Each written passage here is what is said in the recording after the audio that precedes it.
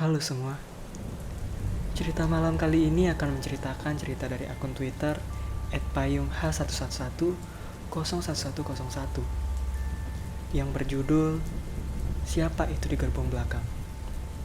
Bagaimanakah ceritanya? Dan inilah cerita malam hari ini. Ini cerita dari sepupuku sendiri. Jadi kejadian ini baru banget lebaran tahun lalu, sekitar bulan Maret sampai April. Sedikit latar belakang dulu ya. Aku tinggal di Cibinong sama keluarga. Aku juga masih kuliah semester 6 di salah satu universitas di Depok. Dan aku punya keluarga besar dari mamaku, yang rata-rata di Jakarta termasuk nenekku. Jadi tiap lebaran atau ada pemilu, aku sering ke Jakarta sama adik, mama, dan bapak.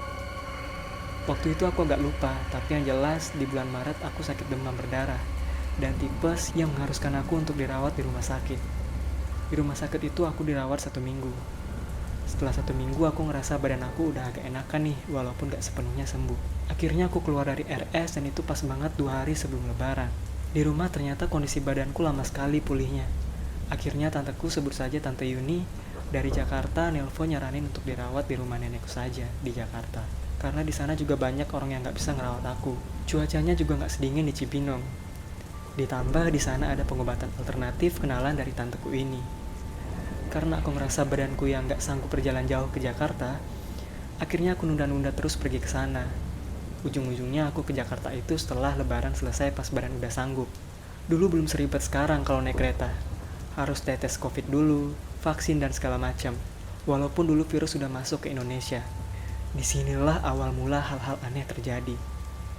Aku gak bisa pastiin mereka ini maunya apa. Tapi kayaknya tubuh dan mental aku yang lagi lemah banget, jadi mereka ngikutin aku selama di Jakarta.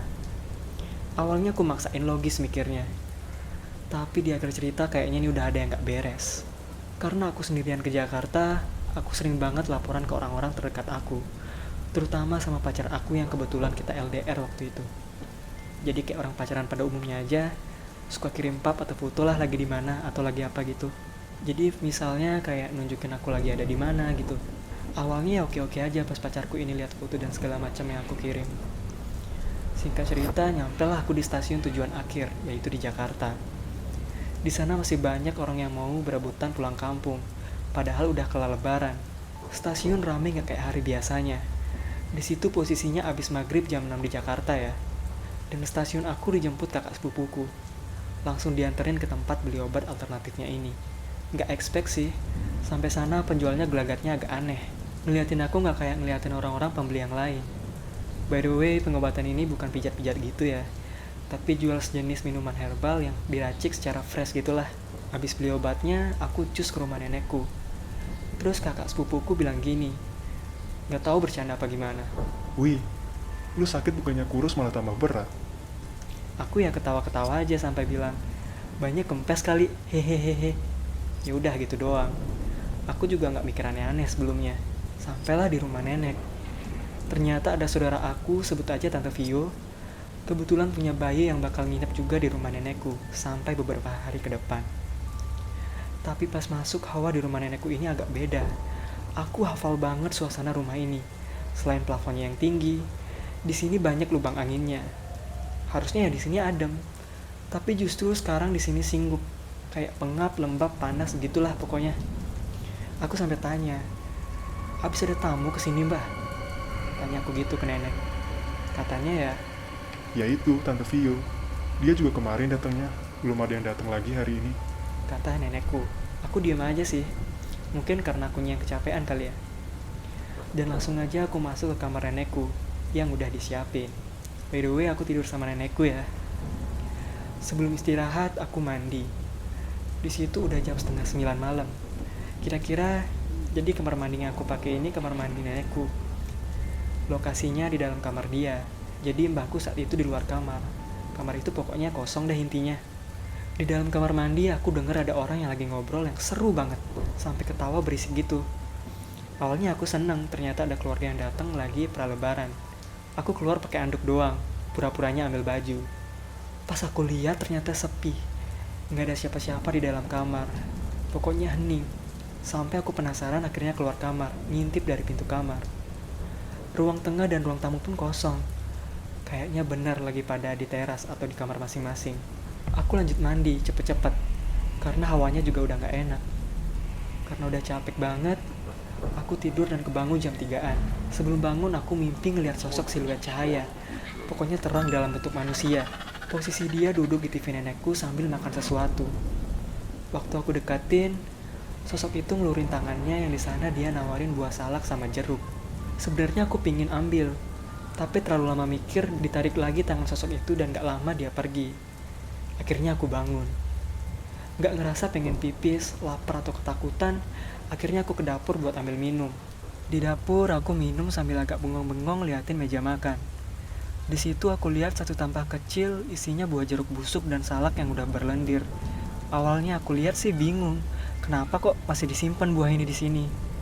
Tapi akhirnya aku merinding bukan main. Pas lihat di sebelahnya ada buah pisang yang masih sehat dan gak busuk.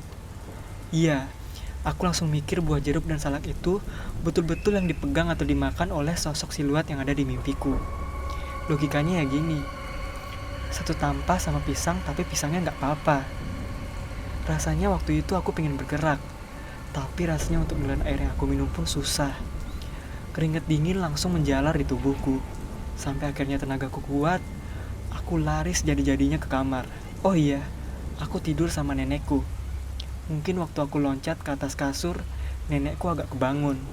Sampai paginya nenekku tanya, "Kenapa semalam kamu?" Aku cuma pura-pura bingung aja, biar gak bahas kejadian semalam. Aku jadi takut ke dapur semenjak kejadian itu. Tapi akhirnya siang itu aku memberanikan diri ke dapur. Karena dorongan lapar, aku lihat seluruh meja makan. Jeruk dan salak semalam gak ada di tampah kecil itu. "Tante, jeruk sama salak semalam mana?" tanya aku ke Tante Vio yang lagi nyiapin susu untuk anaknya. Sebelum Tante Vio jawab, harapanku Tante Vio menjawab, "Lah, sejak kapan ada salak sama jeruk di sini? Atau seenggaknya ya udah habis dimakan." Aku sih berharap kejadian semalam cuma halusinasi saja. Tapi Dibuang tadi sama nenek, kan busuk. jawab Tante Vio santai. Berarti makin fix nih pikiran jelekku kalau yang semalam itu kebetulan terjadi. Dan kayaknya bukan mimpi biasa. Dari situ badanku mulai gak enak lagi. Mungkin karena shock yang bertubi-tubi. Dan semalam aku mandi pakai air dingin. Belum selesai panik, aku cek HP yang maksudnya mau berkabar dengan pacarku. Di sana aku lihat dia beberapa kali chat. Di chatnya dia bilang di foto yang aku kirim ada keanehan. Terutama pada foto gerbong belakang kereta saat pulang kampung, alias kereta sebelah yang aku tumpangi. Di sini pacarku mengirim foto. Aku langsung merinding. Dan saat beberapa kali aku zoom foto itu buat ngeyakinin diri sendiri kalau itu bukan sosok pocong. Aku sebenarnya nggak tahu sih ini beneran pocong atau enggak. Tapi di saat itu aku percaya. Mungkin karena lagi ngerasa panik. Aku saat itu cuma bisa nelen ludah berkali-kali tanpa mau cerita ke siapapun. Aku tipe orang yang malas banget buat mikirin hal mistis. Jadi aku cuma beradu argumen sama pacarku aja. Dan dia juga akhirnya bisa menenangkan aku kalau mungkin itu cuma bayangan atau benda putih yang tergantung. Beres soal foto, singkat cerita, udah masuk waktu maghrib, alias hari kedua di rumah nenek. Ini aku benar-benar dibuat bingung. Bahkan orang seisi rumah dibuat bingung. Jadi sore itu sepupuku Januar, umurnya 8 bulan, selesai dimandikan mamanya, yaitu si Tante Vio, dan ditidurin di ruang TV sendirian. Tante Vio ini nyiapin makanan di dapur sama nenek dan Tante Yuni. Posisinya di rumah cuma ada aku, nenek, Tante Vio, dan Tante Yuni, dan si anaknya Tante Vio. Suami Tante Vio, om kandungku, lagi pergi ada keperluan. Aku di kamar nenek, main HP dan santai-santai aja. Pintu kamar juga aku tutup ya. Tiba-tiba aku dengar suara Tante Vio dari arah dapur bilang, Tawa-tawa aja si Dede, betah ya? sambil teriak. Tante Vio mulutnya emang agak ceplak alias suaranya kenceng kalau ngomong. Aku sih masih biasa aja. Gak lama ada suara omku di ruang TV lagi main sama anaknya. Aku masih biasa aja main HP. Sampai ada suara benda jatuh kenceng banget disusul suara Tante Vio nangis. Saat itu aku cepet-cepet keluar dari kamar, langsung ke ruang TV. Aku ngeliat di situ Tante Vio yang langsung gendong anaknya dan Tante Yuni yang sesumbar bilang, "Gimana sih ini Ilham? Gimana sih ini Ilham?" Si omku masih untung gak kena kepala, sambil memungut botol sirup setengah pecah yang entah dari mana sumbernya. Aku di sana masih heran. dan ngelihat sekeliling ruangan berusaha mikir logis dari mana botol itu jatuh. Posisi sepupuku ini jauh dari meja, bahkan lemari. Gak mungkin botol sirup sampai ada di situ kalau bukan dibawa sama manusia. Di situ entah keluargaku gak ada yang ngeh atau sadar dari mana itu botol, atau emang udah tahu ini gak beres tapi diam-diam aja. Aku pun milih untuk diam aja juga. Akhirnya saat itu sepupuku udah agak tenang. Aku balik ke kamar dan tanteku balik ke dapur. Gak lama dari situ aku dengar suara motor. Nah, itu omku. Aku yang langsung connect ke kejadian tadi langsung lari ke teras dan nyerbu omku dengan pertanyaan. Setelah aku melontarkan beberapa pertanyaan, omku pun merespon. Ini baru pulang. Gak lihat nih kehujanan. Di Jaktim hujan. Ngapain udah pulang terus pergi lagi? Om benar-benar baru pulang nih, kata omku. Aku dan omku akhirnya masuk ke rumah. Omku masih mengenakan jas hujan. Pergi ke dapur untuk ke kamar mandi ngelepas jasnya. Waktu masuk ke dapur, aku bisa jelas banget lihat muka heran dari tante-tanteku dan nenek-nenekku. Ham, lu baru sampai, kata si tante Yuni. Iya, tadi di Jaktim hujan. Ternyata sampai sini kering. Kenapa sih? Kata omku yang jadi kebingungan. Tadi si Januar tuh, main sama siapa dong? Kata si tante Yuni. Tadi jelas banget aku di kamar dengar suara om loh lagi main sama Januar. Kata aku yang langsung diiyakan tante Vio juga. Iya mas, aku kira tadi juga kamu udah pulang, jelas tante Vio. Karena makin gak karuan perasaan kita, akhirnya makan malam kita santap tanpa nikmat. Nenekku akhirnya nyuruh kita untuk sholat isya bersama, dan dilanjut tadarusan sebentar. Malam itu, kita lupain kejadian yang barusan, dan berusaha biasa aja, biar besok pagi kami evaluasi lagi. Aku cerita akhirnya ke kejadian ini ke pacarku. Aku punya firasat ini ada sangkut pautnya dengan foto dan sosok yang ada di mimpiku kemarin malam. Tapi segalanya dibantah sama pacarku ini, kalau itu bersangkutan. Tanpa alasan yang logis juga. Tapi aku paham, mungkin dia gak mau memperkeruh keadaan. Malam itu aku tidur normal, dan bangun sedikit lebih cepat sekitar jam 5:30 pagi. Aku lihat HP dan scroll HP sebentar. Tanpa sadar aku ketiduran lagi sekitar jam 7. Di tidurku yang kedua ini, aku mimpi yang aneh lagi. Aku lihat di kaki kasur nenekku ada bapak-bapak pakai baju rapi. Warnanya biru dongker, yang ada sedikit ornamen emas di pundaknya. Rambutnya kelihatan coklat emas. Kulitnya pun pucat. Aku bingung, siapa sih orang ini? Keluarga aku Jawa, jadi gak ada satupun di antara kita berkulit cerah pucat. Semua sawo matang dan rambutnya hitam. Mungkin orang ini sadar aku kebangun. Dia pun perlahan menunjukkan mukanya. Seorang laki-laki bule melihat datar ke arahku. Aku takut, tapi gak bisa menggerakkan badanku sedikit pun. Dalam hati, astaga, ini orang mau apa sih? Tapi aku lihat dari gerakan bibirnya seolah dia mau bicara. Dan dia bicara tapi gak kedengeran mau ngomong apa. Lama dia diam natap aku tanpa makna, mataku juga seolah dipaksa untuk memandang wajahnya yang dingin. Waktu badanku bisa digerakkan, aku bangun. Kagetnya ini udah 10:30 siang. Terasa waktu mimpi tadi cepet banget, tapi ternyata aku udah tidur lagi 4 jam.